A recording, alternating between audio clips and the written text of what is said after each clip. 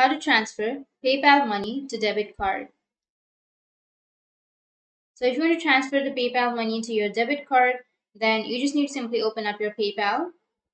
Once you open up your PayPal, you just need to simply go with the payment options or payment methods.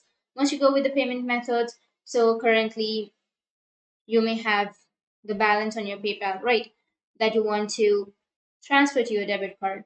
So in order to transfer your money to your debit card, you have to go to the payment methods. And under your payment methods, you need to go to link a card option and then make sure to put your debit card number and your card type, the expiration date of your debit card, and enter all of the information of your debit card or link your card. Once you've linked the card, you just need to simply click on the card and set it as a default method for transition from PayPal. We'll have to select the debit card as the preferred way to pay online and click on confirm and then done. And your Visa debit card is set as preferred way to pay online or receive online. So that's how we can transfer PayPal money to our debit card.